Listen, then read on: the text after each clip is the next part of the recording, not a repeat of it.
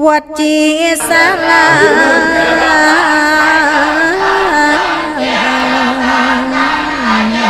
របស់ខ្ញុំព្រះសង្ឃខិតខំព្រៀនឬទេ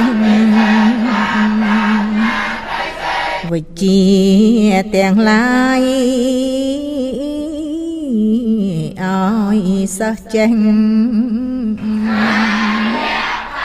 មិនដែលប្រហែល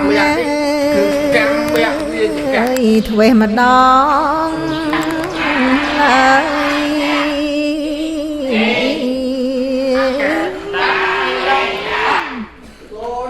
ព្រះសង្ឃជាគ្រូ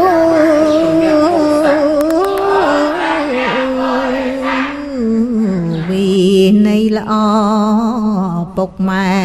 ត្រេកអរចិត្តធូរស្បើយព្រោះបានផ្ញើកូនព្រះសង្ឃហើយលោកមិនកន្តើយមើលថែបុត្រ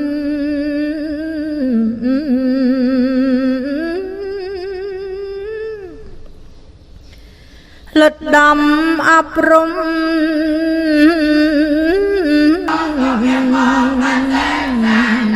តាមសាសនាវិជ្ជាការល្អបំផុតតាមយង្គលបាតព្រះសម្ពុទ្ធសឹងចេញប្រកាសណាយមានសិលធម៌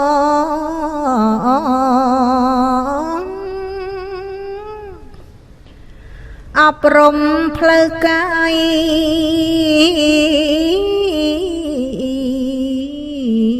ផ្លូវវាចាលើកយកធម៌អាដប